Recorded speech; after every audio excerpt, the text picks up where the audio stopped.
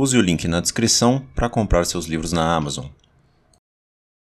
Bom, no primeiro a gente conversou sobre o Dias de Inferno na Síria, aí no outro a gente conversou sobre o Nome da Morte, e hoje a gente vai falar sobre o livro A Dama da Liberdade, né? Que conta a história da auditora fiscal do trabalho, que é a Marinalva Dantas, que durante quase 10 anos comandou um grupo do governo federal responsável por combater o trabalho escravo no Brasil. E ela libertou mais de 2.300 trabalhadores escravos no Brasil, né? É a história dela. Isso foi quando? Cara, isso aí, ela fez esse trabalho entre 95 até 2004, por aí, entendeu? Isso eu acho muito forte falar, Pedrinho, porque a gente fala esse tipo de coisa, muita gente pode pensar que foi coisa do passado, né? Anos 60, anos 70, não. Isso aí é pleno século XXI, entendeu? E até hoje ainda tem, né? Sim, cara. Hoje é muito difícil você saber, né, exatamente quantos, porque como é uma prática ilegal, né, não tem nada registrado, né, assim. Mas pela quantidade de operações, pela quantidade de pessoas que já foram libertadas, estima-se que hoje no Brasil a gente tenha cerca de 170 mil pessoas escravizadas. Essa escravidão, ela não tem nada a ver com a escravidão que acontecia no período imperial lá. Ela não é baseada em raça, ela é baseada em classe social. Exatamente. E tem até pesquisadores, estudiosos do tema, que consideram a escravidão contemporânea, atual, pior do que no passado, da época dos negros, né? Por quê? Né? Para ninguém me interpretar mal. Porque na época da escravidão negra, o escravo ele era um bem do senhor de engenho, né? Ou do fazendeiro. Porque ele comprava o escravo, ele pagava pelo escravo. Então, obviamente, por mais que fosse uma coisa vil, torpe, inaceitável, né, e cruel, mas o dono do escravo queria o escravo com saúde para poder trabalhar para ele. Afinal, o cara pagou por aquilo, né? Ele não queria que o cara morresse, né, que o escravo morresse. Hoje em dia nem isso tem mais. Por quê? Porque os caras não gastam nada, né? Qual é o esquema? Tem uma figura nesse mundo do trabalho escravo contemporâneo chamada gato. O gato é o cara, né, o capanga, digamos assim, do fazendeiro, do usineiro, que vai no interior bravo do Brasil, onde a miséria está cada vez pior, inclusive, oferecendo emprego às pessoas. O cara chega numa cidade muito pobre, miserável, nos interiores do Brasil, e diz: não, eu trabalho na fazenda, é sempre um lugar muito longe daquela cidade onde ele está, né? Tem casos, por exemplo, no livro, que o cara foi na fazenda, recrutou trabalhadores e levou para o Maranhão, né? Da Bahia para o Maranhão. E aí ele chega lá e fala: eu trabalho na fazenda, no Maranhão, assim, assim, a gente precisa de trabalhadores rurais e braçais, ou seja, você não precisa ter nenhuma qualificação profissional, né? Basta ter vontade de trabalhar. A gente paga salário mínimo e alojamento e comida. Cara, o cara tá na cidade dele, sem nada, passando fome, vai, né? E aí quando chega na fazenda, tudo que o cara prometeu não tem. Não tem salário, não tem carteira assinada, não tem comida, não tem alojamento, não tem nada. Pega aquele bando de peão, coloca na fazenda, longe de tudo, fazendas gigantescas, longe até dos centros urbanos da própria região, com gente armada vigiando tudo. Se o escravo tentar fugir, o cara mata, né? E aí, assim, como o fazendeiro não tem nenhum gasto com isso, né? Ele não pagou para ter o escravo lá. Então, cara, se o escravo se rebela, ele mata. Tem casos assim, grotescos, não tem alimentação. Os caras bebem água de córregos, água suja, dormem no meio do mato, em cabanas. Assim, é uma situação muito, muito séria, cara. Dessas histórias que está nesse livro da Dama da Liberdade, tem casos de rebelião generalizada, que houve uma chacina, digamos assim, de escravos ou não? Não, porque eles não se rebelam a esse ponto, né? O que acontece é de um ou outro fugir, né? E aí, cara, quando acontece fuga de escravos, é muito comum os fazendeiros mandarem matar o fugitivo, né? Teve uma operação da Marinalva, por exemplo, depois a gente pode mostrar aqui as fotos. Teve uma operação na Marinalva que a equipe dela chegando na fazenda, por pura coincidência, né? No caminho eles encontraram, numa estrada de terra, encontraram um trabalhador morto. tinha sido muito recente, o sangue do cara estava fresco ainda na terra, né? Uhum. E esse cara tinha fugido da fazenda para a qual ela ia fazer a operação, entendeu? Sim. O cara fugiu da fazenda, o dono mandou um pistoleiro atrás do cara, um capanga, matou o cara. Tem um caso, Petri, que é assim, do ponto de vista humano, para mim é uma das piores histórias, velho. Que era uma fazenda no Mato Grosso, um dos escravos fugiu, né? O dono conseguiu capturar o fugitivo, trouxe de volta para a fazenda, e aí, para dar exemplo para os outros escravos, ele amarrou o escravo fugitivo numa árvore, chamou todos os peões da fazenda para verem o que ele ia fazer. O cara pegou a motosserra e serrou o escravo e a árvore ao meio. Com a motosserra, o cara partiu um ser humano ao meio, para dar exemplo para os outros. Quem fugir, acontece isso. Uhum. É nesse nível. E agora, por que isso continua acontecendo? É difícil fiscalizar ou existe algo por trás disso? Cara, tem muita coisa, né? Tem muita coisa. É difícil fiscalizar porque o Brasil é muito grande, né, cara? E os estados onde o trabalho de escravo rural, porque também tem um trabalho de escravo urbano, né? A gente em São Paulo tem muito essas coisas, essa oficina de costura, né? Sim. No centro, com bolivianos, peruanos, né? Que é outro tipo de escravidão também. Menos, digamos, violenta do que é a escravidão rural, né? Porque nessa escravidão urbana, as pessoas, por mais que sejam... Eu sempre deixo isso muito claro, eu não estou dizendo que é leve, não é. Né? A escravidão urbana é grotesca, torpe, inaceitável. Mas existem os fatos. Né? Na escravidão urbana, as pessoas, por mais que sejam exploradas, elas dormem no apartamento, dormem no colchão, tem água potável, tem um banheiro, tem privada, tem chuveiro, entendeu? Na escravidão rural não tem nada disso.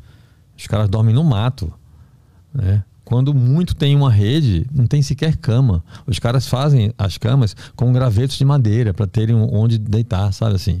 Às vezes tem um colchãozinho de mato, enfim. Então, compra, e os estados que mais têm isso, né, muito forte, são Mato Grosso, Pará, Maranhão, que são todos estados muito grandes, né, do ponto de vista geográfico, né. E as fazendas, tem casos, Petri, de operações de trabalho escravo em fazenda. A fazenda é maior do que a cidade de Vitória, do que uma capital brasileira, entendeu? Uma fazenda. Então imagina uma fazenda desse tamanho, com escravos lá dentro, com capangas armados. O cara não consegue nem sair da fazenda, tão grande que é a fazenda, né? E se ele conseguir sair, vai estar a dezenas de quilômetros da cidade mais próxima. Ou seja, então é um mecanismo que impede até que o cara fuja, né? Sim. E, obviamente, para fiscalizar esse tipo de coisa, né, dá muito trabalho, né? Não pode ser só 3, 4 equipes. A Marinalva, ela chefiava uma equipe, né? Essa equipe do governo federal que faz esse trabalho são equipes multidisciplinares.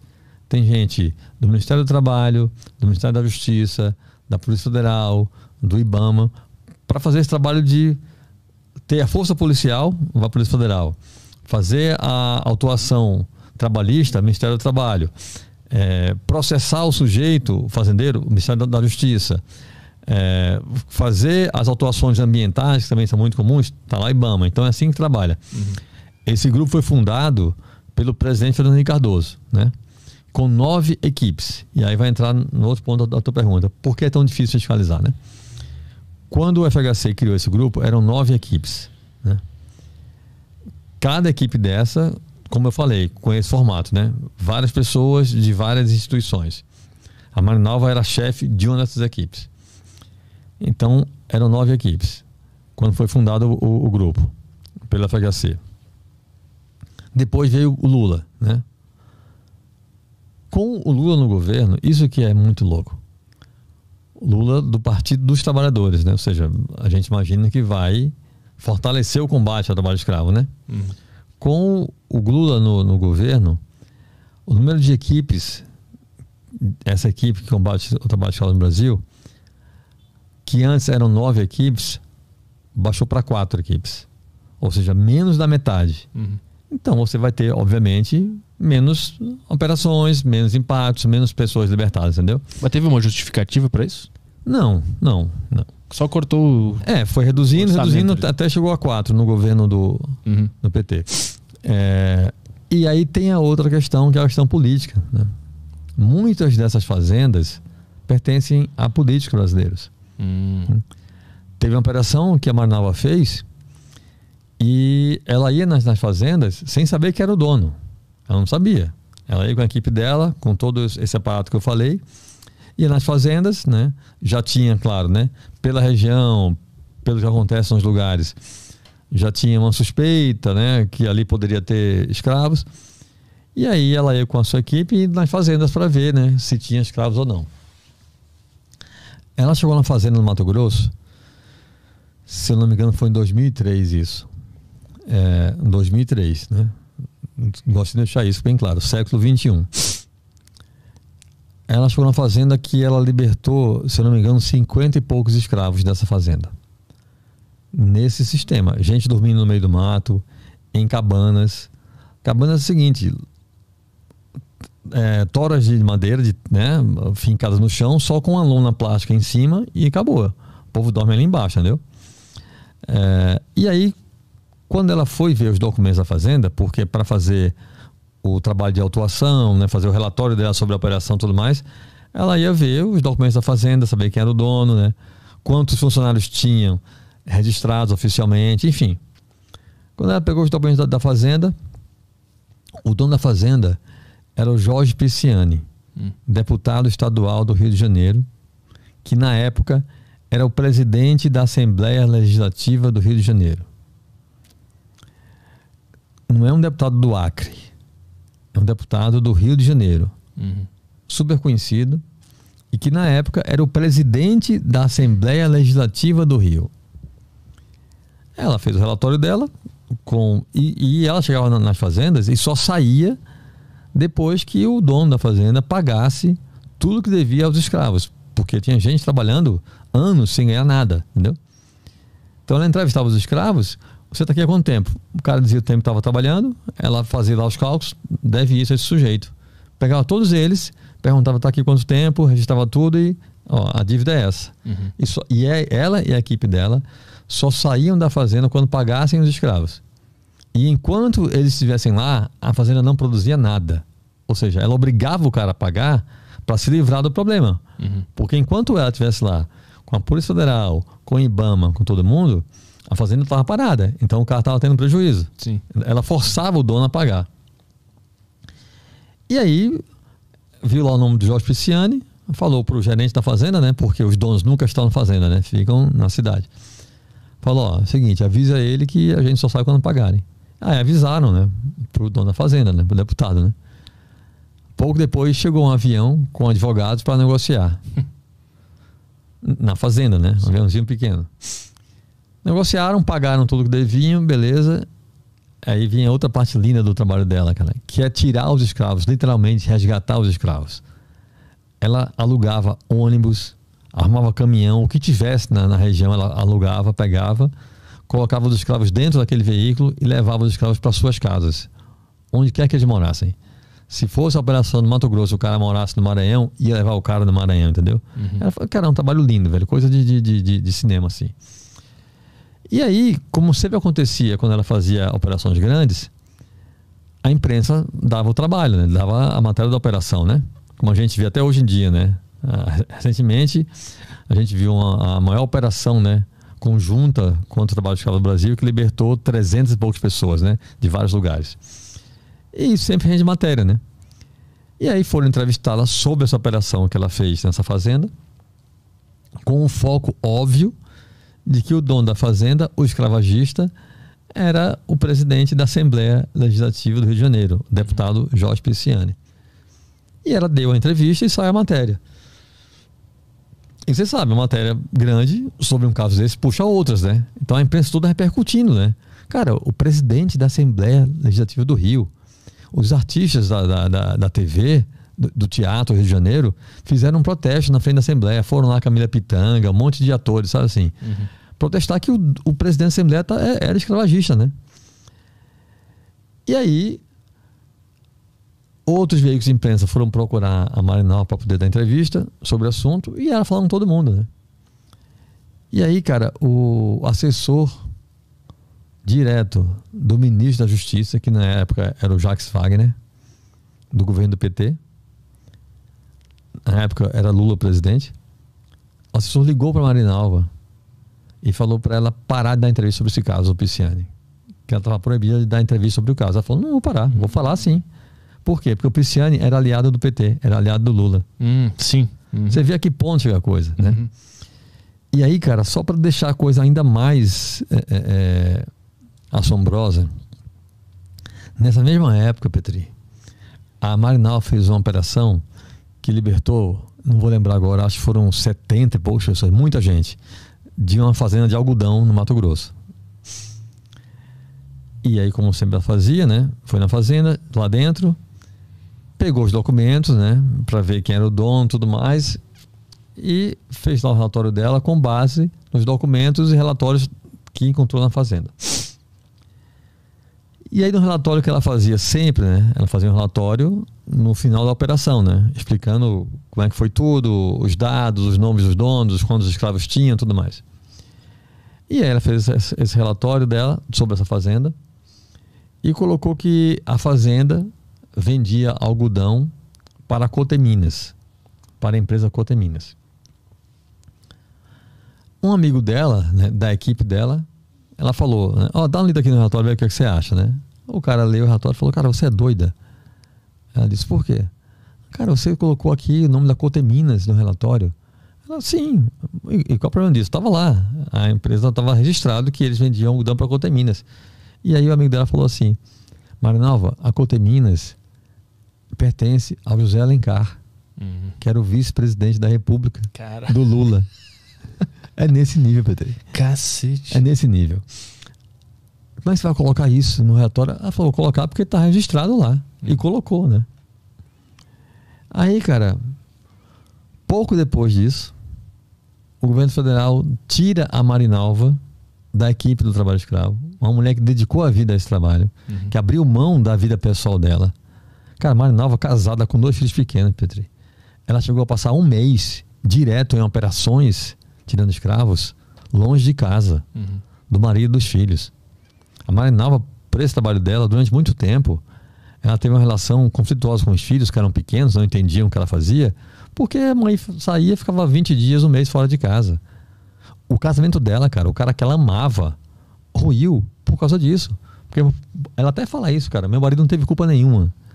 Mas, bicho, que ser humano, seja homem ou mulher, entende que o seu cônjuge, durante quase 10 anos, porque assim, não era uma vez ou outra, era durante quase 10 anos, ficasse todo mês longe de casa 20, 25, 30 dias, velho. Sim. Entendeu? E aí isso acabou acabando o casamento dela. Felizmente, com o tempo, os filhos delas cresceram, hoje são adultos, né?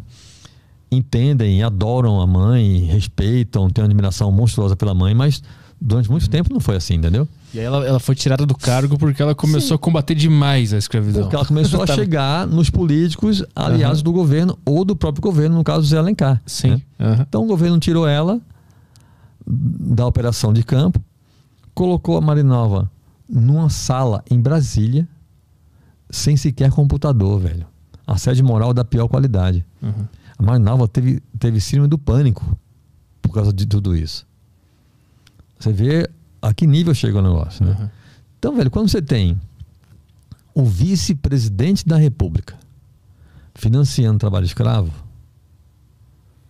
e esse cara é protegido pela máquina, cara, assim, é difícil ter esperança que vai dar certo, entendeu? Outros avisos, para você que quiser interagir aqui na live hoje. Tem o link que está fixado no chat para você mandar as mensagens na plataforma do flowpodcast.com.br. Você pode mandar as mensagens através das Sparks, que são as moedas lá da plataforma. Você também pode mandar mensagem pela sacocheio.tv, o link também está na descrição. Os assinantes da Saco Cheio TV têm acesso ao grupo do Telegram. Então lá no Telegram você pode mandar mensagens para a gente. Aqui a gente vai ler sempre o Telegram primeiro.